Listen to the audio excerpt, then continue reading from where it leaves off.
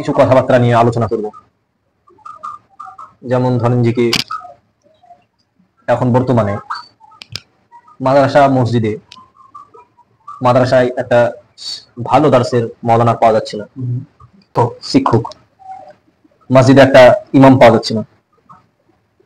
যেমন ধরেন আপনার আমার মতো অনেক মৌলভী মাওলানা প্রবাসে চলে যাচ্ছে, বাইরে কাজকর্মে যাচ্ছে না, বাইরে কাজকর্মে চলে যাচ্ছে। তারপর আপনার অনেক কেউ ব্যবসার দিকে চলে যাচ্ছে, কিন্তু মসজিদ মাদ্রাসায় আপনার কেউ থাকতে চাইছে না। মানে মৌলবীদের কাছ থেকে এখন বিষয়টা হালকা বুঝতে পারছি আমরা যে আমাদের কাছ থেকে একটা স্বাধীনতা, আমাদের এই স্বাধীনতাটা কিন্তু মানুষে দিচ্ছে না, মুসল্লিরা দিচ্ছে না, কিংবা মাদ্রাসার কমিটিরা আমাদের যে একটা স্বাধীনতা থাকে সেই স্বাধীনতাটা আপনার দিচ্ছে না। তো বিষয়টা হলো আমরা তো যদি আমাদেরকে এরকম স্বাধীনতা না দেওয়া হয়, তবে আপনার আমাদের ধর্মটা অবশ্যই অনেক পিছিয়ে গেছে, আবার আগামীতে অনেক আরো পিছিয়ে যাবে। তো আমাদের সন্তানরা আপনার উচ্চ জায়গায় যেতে পারবে না, তো যেতে না পারার কারণে আমাদের ধর্মটা আপনার অনেক পিছিয়ে যাবে। তো তাই বলতে চাই যে সকলকে যে আপনারা মৌলবী এবং মাদ্রাসা শিক্ষকদেরকে অনেক ভালোবাসবে, আর মৌলবীদের যেন মাদ্রাসায় থাকতে পারে ধৈর্য ধরে, এরকম আপনারা একটু ব্যবস্থা করে দিবেন, তবে ভালো হয়। যেহেতু আপনি একটা জিনিস ভাববে, আপনি দেখবেন একটা জিনিস, একটা মাদ্রাসাতে একটা দার্সের মৌলবী একটা শিক্ষক থাকে, শিক্ষককে আপনার 15,000 বেতন দেওয়া হয় না। আপনার একটা মসজিদে যখন একটা ইমাম থাকে, তাকে কিন্তু আপনার 15,000 বেতন দেওয়া হয় না, কিংবা 30,000 বেতন দেওয়া হয় না। সরকারি চাকরির দিকে আপনি চলে যান, সরকারি চাকরির দিকে গেলে একজনের 40,000 বেতন, 50,000 বেতন, দিব্য সুন্দর তার কিন্তু সংসার চলে যায়। কিন্তু একটা ইমাম যখন একটা মসজিদে থাকে, তো ইমামের বেতন আপনার 4,000, 5,000, কিংবা কম করে 7,000 থেকে 8,000, এর বেশি একটা ইমামকে দেওয়া হয় না। তো এই 7,000, 8,000-এ যখন একটা ইমাম একটা মসজিদে গিয়ে পড়ে থাকে, পাঁচ আপনার নামাজ পড়ানোর পরে যদি তার প্রতি জুলুম হয়, তাকে যদি ভালোবাসা না যায়, তাহলে তো সেই ইমাম আর থাকতে ইচ্ছা করবে না। একটা মাদ্রাসায় যদি একটা ইমাম 8,000, 10,000 বেতনে থাকে, অতগুলো একটা বাচ্চাদেরকে পড়াশোনা করাবে, একটা ভালো শিক্ষা দিবে, তো ওদেরকে 8,000, 9,000 বেতন দিয়ে যদি রাখা যায়, তারপরেও যদি তাদের উপরে কোনো দুনিয়াবি চাপ দেওয়া যায়, তাহলে তো আপনার দুনিয়াবি চাপের মধ্যে যদি আপনি ফেলে দেন তাকে, একটা শিক্ষককে, তাহলে তো শিক্ষক থাকবে না।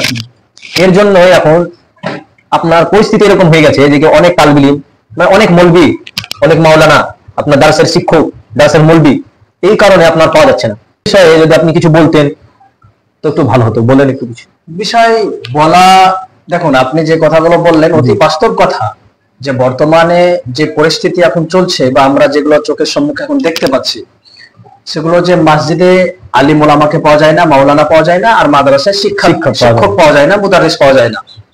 এর পিছনে কারণ যদি দেখতে যাই, তো কারণ কিছু আলেমেরও দোষ থাকে, কিছু মুসল্লিদেরও দোষ থাকে। জি, কারণ এক হাতে তালি বাজে না, দুই হাতের প্রয়োজন হয়। হ্যাঁ, সেখানে কারো বেশি কারো কম। তো বিষয় যেমন প্রথমে তো কথা বলি যে মসজিদকে নিয়ে, যে মসজিদে যারা ইমামতি করছে, প্রথমত ইমাম একটা কথা আমাদের দিকে বলে, কথাটা ঠিক না যদিও বা, কিন্তু আদতেও এখন দেখা যাচ্ছে কিছুটা মিল আছে, যে যার নাই গতিবিধি সে করে ইমামতি। জি, কিন্তু কথাটা একদমই ভুল, কথাটা বলা যাবে না, একদম পাপ হবে, গোনাহ হবে। তো বিষয় যে ইমাম যারা ইমামতি করছে, যেমন একটা কথা আমি বলি, যে একজন ইমামতি করছেন আছেন, আর থাকাকালীন উনি কমিটি বিন্দুদেরকে বললেন যে আমার বেতন 10,000 টাকা দাও, না হলে আমি থাকবো না। কমিটির লোকেরা দিল না, উনি থাকলেন না। কি হলো, উনি চলে গেলেন। পরবর্তী আরেকজন অন্য গ্রাম থেকে ওই ইমাম আসলো, আসার পরে বললো যে আমাকে তুমি 8,000 টাকা দাও, আমি তোমাদের গ্রামে ইমামতি করে দেবো, আমি তোমাদের গ্রামে থাকবো। তাহলে মিল কাদের নাই? ইমামদেরই মিল নাই। এদের কোনো সংগঠন নেই, এদের কোনো মিল নাই। এই মিল না থাকার কারণে একজন যাচ্ছে আর একজন ঢুকছে, একজন যাচ্ছে আর একজন ঢুকছে, আর যিনি যাচ্ছেন তিনি অসম্মানিত হয়ে যাচ্ছেন, আর যিনি ঢুকছেন ইনিও 1-2 বছর সম্মান পেয়ে ইনিও আবার অসম্মানিত হয়ে যাচ্ছেন। কারণ এই যে উনি 10,000-এর জন্য বললেন, দিলেন না, ইনি আবার 8,000 টাকা ইনি ঢুকে পড়লেন। এই দোষটা কিন্তু মুসল্লিদের নয়, এই দোষটা কিন্তু ওই আলিম ওলামা যারা করে থাকে তাদের দোষ। এবার আসুন মুক্তাদি। হ্যাঁ, এটাও কিন্তু আপনাকে মানতে হবে যে ইমাম আর মুক্তাদি ঠিক ওই রকম, যেরকম ইসরায়েল আর ফিলিস্তিন। জি, হ্যাঁ, ইসরায়েল ফিলিস্তিনের যেমন লেগেই আছে, সেরকম ইমাম আর মুক্তাদিদের লেগেই থাকে। কি হলো, এই বদনা সোজা করতে হবে, ইমাম কি করছে, ট্যাঙ্কিতে পানি নাই, ইমাম কি করছে, সঠিক টাইমে পৌঁছাতে পারেনি, ইমাম কি করছে। বর্তমান পরিস্থিতিতে তো এরকম ব্যাপার যে ইমাম সাহেবের যদি পাতলা পায়খানা হয়ে যায়, তো ওকে ছাড়াতে যায় নামাজ সব প্রস্তুত থাকতে হবে।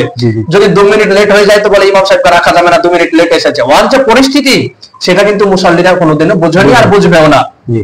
তার বাড়ির অসুবিধা সেটাও তারা বুঝবে না। এই জন্যই ইমাম সাহেবেরা এখন মসজিদে আর ডিউটি করতে চাইছে না। নিজের স্বাধীনতা মুসল্লিগণেরা, গ্রামের মানুষেরা কেড়ে নিচ্ছে। এই নিজের স্বাধীনতাটাকে কেড়ে নেওয়ার ক্ষেত্রে ইমামরা ছেড়ে দিচ্ছে। আচ্ছা, আপনার যদি আমি স্বাধীনতা কেড়ে নিই, আপনি আপনার বাড়িতে থাকবেন না, আপনি কখনো থাকবেন না। জি না। আপনি আপনার আব্বাকে বলবেন যে আমার স্বাধীনতা, আমার ইচ্ছা, ইচ্ছা বলে তো একটা জিনিস আছে। আর ইমামদেরও প্রচুর দুঃখের কথা গো, কোন জায়গাতে ইমামরা ফোন করছে, বলে কি বলবো ভাই, হুজুর সাহেব, মুফতি সাহেব, এরকম আমার দুঃখের কথা তোমাদেরকে বা আল্লাহকে বলা ছাড়া আর কেউ নাই। কারণ এই যে 10 বছর 15 বছর থাকলাম, এত অত্যাচার, এত খারাপ ব্যবহার করছে যে বেতন বাড়াতে বলে করে না অত্যাচার। তার জন্য আমি দেখো চলে আসলাম গ্রাম থেকে। আমার মনে বলে আপনিও ইমামতি করেছেন, আপনার অনেক বন্ধু বান্ধব আছে, তো একটু আপনি তুলে ধরুন না যে আপনার বন্ধু বান্ধব আপনাকে কিরকম কি বলেছে। ধরেন যেমন আমি একটা মসজিদে আপনার ইমামতি করতাম, ওখানে বেশ কিছুদিন ছিলাম।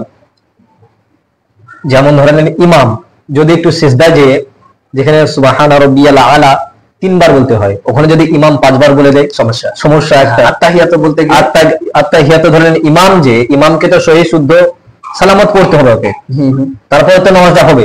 আর ইমামের যদি নামাজ না হয় তাহলে মুক্তাদি কারো আপনার হবে না। ইমাম যদি একটু ধরে পড়তে যায়, আত্তাহিয়াত আপনার ধরে পড়লো একটু, যেন আমার ভুল না হয়, তাও একটা এত দেরি কেন, সালাম ফেরাতে একটু দেরি হলে তার একটা সমস্যা, দেরি কেন, এরকম অনেক রকম আপনার ধরেন ইমামের ভুল ত্রুটি দেখায় তিনারা। কিন্তু তিনারা বোঝে না যে একটা আল্লাহর ঘরে নামাজ পড়তে এসেছি। হ্যাঁ, ইমাম যিনি করছে, ইমামতি যিনি করছেন, উনি তো শুদ্ধভাবেই করার চেষ্টা করছেন, এটা বুঝছে। এবার মানুষ যারা মুসল্লি থাকে, এটা তারা ভাবে না যে একটা ইমাম যে নামাজ পড়াচ্ছে, ও তো কখনো চাইবে না যে এই পুরো গ্রামটাকে আপনার জাহান্নামের দিকে নিয়ে যায়। উনি তো এরকম চাইবে না, সব সময় চাইবে যে আমি নামাজটা শুদ্ধ করে পড়াই, আল্লাহ যেন আমাদের নামাজটা কবুল করে নেয় এবং আমাদেরকে সকলকে জানে জান্নাতবাসী আপনার দান করুন। তো ইমাম এটা চায়, কিন্তু মুক্তাদি এটা চায় না।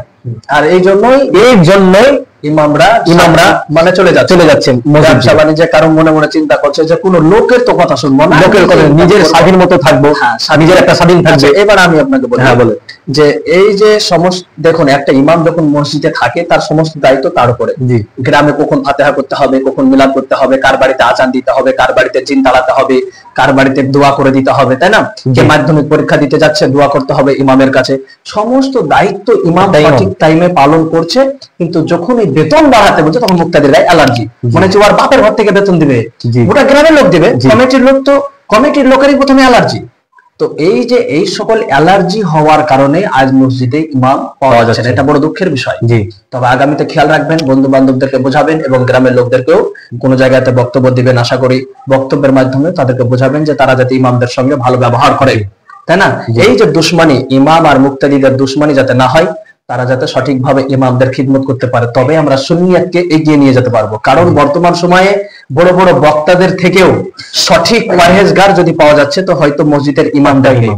এবার আসি দ্বিতীয় নম্বরে, মাদ্রাসার শিক্ষক। যে মাদ্রাসার শিক্ষক পাওয়া যায় না, এটা কিন্তু একদম সত্য কথা। 3 মাস 4 মাস 5 মাস লেগে যায় একটা শিক্ষককে খুঁজতে, তবুও শিক্ষক পাওয়া যাচ্ছে না। কেন জানো? এই আমাদের গ্রামে, আমাদের এলাকায় যত ফিতনাবাজি, মুর্শিদাবাদে যত শাইখুল হাদিস, মুফতি, মুহাদ্দিস, ফাকিহে আজমে বাঙ্গাল, মুফতি আজমে বাঙ্গাল, চতুর্বেদী, মানে যত রকমের শায়ের ইসলাম, নাটখা, কবি, কাবি যত আছে সব মুর্শিদাবাদে, মানে বড় বড়। আর অন্যান্য দেশে না। আর হলো কি করে, হয় কেউ ওলা পড়ে, নাই কেউ সানিয়া পড়ে, নাই কেউ সালেসা পড়ে। আমরা এরকম ভাবে নিজের মাসনাদ, নিজের সার্টিফিকেটকে আমরা গ্রহণ করে নিয়েছি। এইগুলো আমরা অ্যাকচুয়ালি পড়েছি শুধু স্টেজ দখল করার জন্য। আর মানুষও এতই সচেতন হয়ে গেছে যে যারা আদত জ্ঞানী তাদের বক্তব্য কিন্তু শুনবে না। তারা পণ্ডিত বুদ্ধিজীবী লোক, ওই তারা মাঠেলি সুর, ওই মায়াবী সুর, ওই গলার সুর, ওই সবই দেখবে। আর একটু ঢং থাকলেই হবে, পেটে একটা ঠিলি থাকলেই হবে, তাহলে সব থেকে বড় মৌলবি, ওই তার বক্তব্য শুনবে। আর সে তো মাদ্রাসায় পড়াতে পারবে না। এবার এদিকে যখন দেখছে যে না, মানুষ এদেরকেই বেশি ফলো করছে, তাহলে সন্তানেরা বা আরো ছাত্ররা কি মনে করছে যে পড়াশোনা বাদ দিয়ে বক্তব্যই প্র্যাকটিস কর। হ্যাঁ, বক্তব্যই প্র্যাকটিস কর, আর বক্তব্যই সোশ্যাল মিডিয়াতে ছাড়, হচ্ছে না? হ্যাঁ, বক্তব্যই ছাড়। তো যখন ছাত্ররা কি করছে, সানিয়া সালেসা পড়ে বক্তব্য প্র্যাকটিস করছে আর বক্তব্য সোশ্যাল মিডিয়ায় ছাড়ছে, বাস বক্তা হয়ে যাচ্ছে। আমরাও যথেষ্ট বক্তব্য দিচ্ছি, জালসা মিলাদ, আপনিও মিলাদ করলেন, সেদিন একসঙ্গে মিলাদ করলাম আপনার সঙ্গে। তো এই যে সালেসা সানিয়া পড়ে শুধু বক্তব্যই দিচ্ছে, সে তো আর মাদ্রাসায় পড়াতে পারবে না। এই এই বিভ্রান্তটা আমাদের মধ্যে ঢুকে গেছে। তবে এটাও আমাদেরকে দূর করতে হবে। আমরা টাকার ভালোবাসা, দুনিয়ার ভালোবাসার মধ্যে পড়ে গেছি, এটা কিন্তু ভালো নয়।